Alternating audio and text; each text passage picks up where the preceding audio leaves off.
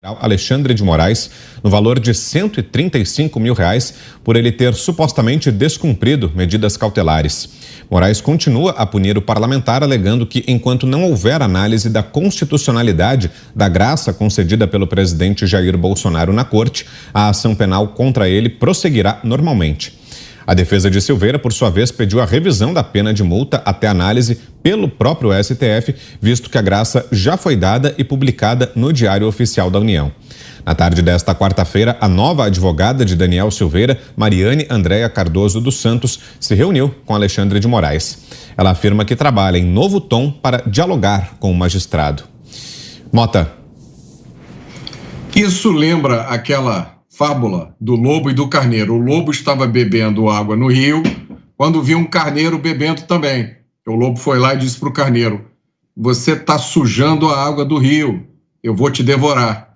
Aí o carneiro explicou: mas lobo, você está bebendo rio acima, a água vem de você para mim, é impossível eu sujar a sua água. E aí o lobo disse: não interessa, vou te devorar a si mesmo. Existe um sociólogo holandês chamado Geert Hofstede, que fez um estudo comparando culturas nacionais. E ele encontrou importantes diferenças numa coisa que ele chamou de distância de poder. Distância de poder é a distância que existe entre a pessoa que manda menos e a que manda mais em uma sociedade. Nas culturas anglo-saxônicas, por exemplo, Estados Unidos, Reino Unido, essa diferença é pequena. Nas culturas nórdicas, né, como na Suécia, na Dinamarca, a distância é menor ainda. Em países latino-americanos, como o Brasil, essa distância é enorme. Quem manda, manda muito. E aquele que manda pouco não tem quase poder nenhum. É isso que a gente está verificando nesse caso. E Geert Hofstede também tem uma frase que se aplica e resume essa situação. Em países como o Brasil, o poder cria a sua própria justificativa. Alexandre Garcia. Pois olha, eu estava pensando agora nas campanhas que a gente viu aí: salvem a Mata Atlântida, salvem as baleias, salvem o mico-leão dourado. Eu diria, salvem o Supremo desse tipo de desgaste. Eu estava lendo há pouco o discurso de posse de Luiz Fux, e ele falava do protagonismo deletério em que jogavam o Supremo. O Supremo não merece isso, né? O Supremo não está acima da Constituição, mas está acima de seus ministros. O Supremo é uma instituição necessária para a democracia. Não é justo que seja tão desgastado com absurdos como esse, né? Saiu um indulto, foi publicado no Diário Oficial dia 21 de abril, pronto, está em vigor. Derruba tudo sobre Daniel Silveira. Se alguém quiser recorrer, que recorra para ver se volta. Mas ele não pode continuar agindo como se nada tivesse acontecido, né? Ele finge desconhecer a base jurídica das coisas. Está lá escrito na Constituição que o presidente compete privativamente ao presidente decretar um indulto. Ele decretou, pronto. Isso é um ato jurídico perfeito, acabado, né? Pode comportar mais adiante, mas não tem que submeter à análise, não sei o que. Não tem que submeter a nada, né?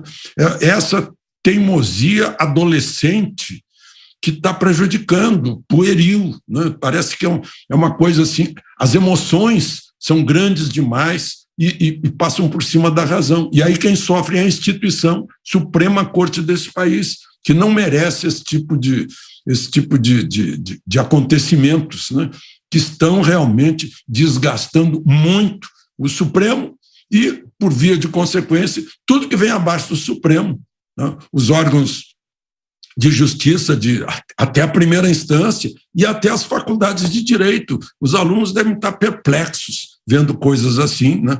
Leem num livro, o professor fala, mas a prática do Supremo é outra. Isso é uma coisa que está na hora de a gente salvar o Supremo.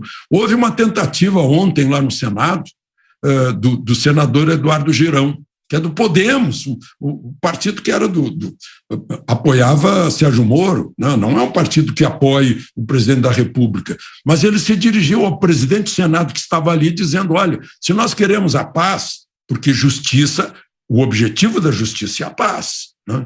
Mas não é isso que a justiça está provocando. Se nós queremos a paz, o Senado não pode ser mudo nem surdo, o Senado tem que agir, porque o que o Supremo está fazendo, segundo disse o senador Girão, é contrariar a democracia, contrariar a Constituição, e o Senado não pode carregar depois, né, a responsabilidade, a culpa, se alguma coisa que ninguém quer vier a acontecer por causa desse crescendo de ruptura da Constituição brasileira. A Constituição está acima do Supremo, e o Supremo é uma corte constitucional, não é uma corte constituinte.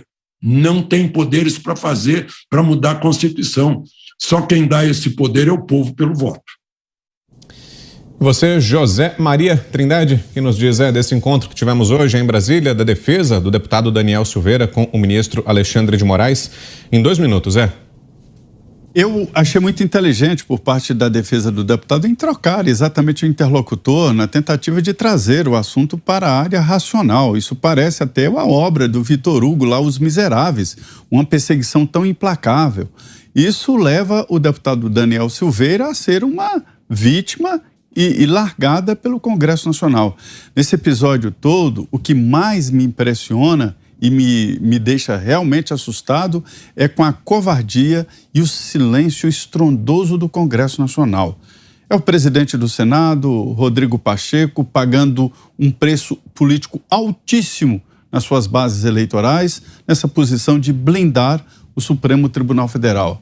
E do outro lado, a Câmara dos Deputados também, que se acovarda e não coloca em votação um projeto para definir ali o que é e o que não é e alargar esse processo de perdão para outros que poderiam ou que poderão ser presos exatamente por incomodar alguns ministros do Supremo Tribunal Federal. É evidente que o decreto do presidente da República é autossuficiente. Ele não precisa de aprovação de ninguém.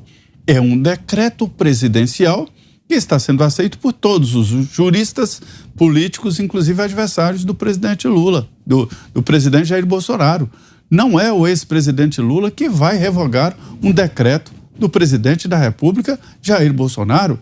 Se alguém quiser revogar, tem que ir ao Supremo, pedir a revogação, o Supremo se reunir e decretar essa revogação. Do contrário, o decreto está em vigor e Daniel Silveira é um homem livre, e homem livre não usa tornozeleira eletrônica e não paga multas, não paga nada por estar livre.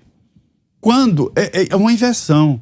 Quando houver a derrubada do decreto, pode ser que o Supremo tenha que decretar uma nova prisão, uma nova sentença, porque esta foi extinta pelo decreto. E isto é muito claro. E é claro também esse vácuo, esse silêncio do Congresso Nacional.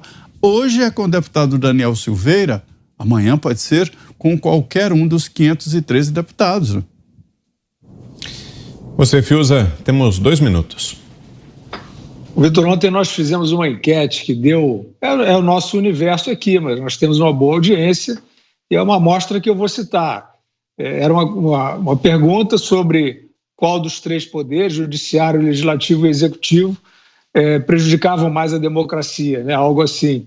E deu 90% acham que o judiciário está atrapalhando e, evidentemente, que esta queimação de filme do Poder Judiciário é feita pelo Supremo. Então, o que eu quero chamar a atenção é você que é juiz, o senhor, né? O senhor, Sua Excelência, que é um juiz, que é um desembargador, ou mesmo que é um advogado, escolheu essa carreira, seguiu, aprendeu uma série de princípios na universidade, pelas referências que colheu ao longo da vida. é isso tudo que está indo para o ralo. Eu só queria alertar sobre isso. Porque o que me incomoda mais é essa complacência geral. Vai ficar a corregedoria dos pingos nos is dizendo, olha, não está certo, não está legal, está aí meio fora do script. Não é possível. Nós vemos aí um desembargador, um senador, eu estou falando do Poder Judiciário. Eu acho que é o seguinte, esta ação atual do Supremo Tribunal Federal está colocando em risco a reputação das carreiras dos juízes, dos desembargadores, porque quando a sociedade perder de vez a confiança, aí as senhoras e senhores, suas excelências, não vão valer absolutamente nada. Num quadro de desmoralização, acabou, não adianta a toga, não adianta a caneta. Vejam o que é uma sociedade contrariada nesse nível. E por que é nesse nível? Sou eu que estou fazendo uma construção? Porque tem um ministro do Supremo Tribunal Federal, diante de uma graça concedida, ele diz que só vale quando ele apreciar, ele, a corte a que ele pertence. Enquanto isso, a ação penal corre normalmente. Que normalmente? Que novo normal é esse? É um normal que caminha para o vale-tudo, senhoras e senhores, na cara dos senhores, com todo respeito. Então, é claro que ou a sociedade reage a isso, repudia essa ação nebulosa, no mínimo nebulosa. Vamos citar novamente o doutor Ives Gandra, um dos que não se omite, ele respeitosamente, se dizendo inclusive um admirador do senhor Alexandre de Moraes, ele contesta as decisões, ele diz que chegou a dizer que o ministro colocou a Lei de Segurança Nacional acima da Constituição. Então, os senhores vejam a complacência. O que governa o quê? São as manchetes da imprensa transformista, que virou uma outra coisa que a gente nem consegue definir. É isso? Assina embaixo. Vai um ministro, bota uma capa de justiceiro contra o bolsonarismo, terraplanismo, sei lá, o inimigo perfeito, e as manchetes vão lá e dizem, parabéns, muito bem, ele é o nosso justiceiro. É isso, senhoras e senhores, que não estão caindo nessa cantilena, que nós vamos viver daqui para frente. Então é o seguinte, o que nós vimos o senador Lazier Martins fazer em relação ao presidente do Senado, Rodrigo Pacheco, eu nem vou mais falar do presidente Rodrigo Pacheco. Ele tomou um partido, ele assumiu que ele só vai falar em defesa do Supremo contra o governo, ele está fazendo política, péssima política. Eu quero falar humildemente a todos os senadores. Vai ficar um ou outro dizendo, não, mas espera aí, queremos discutir. Isso é uma vergonha para suas excelências também.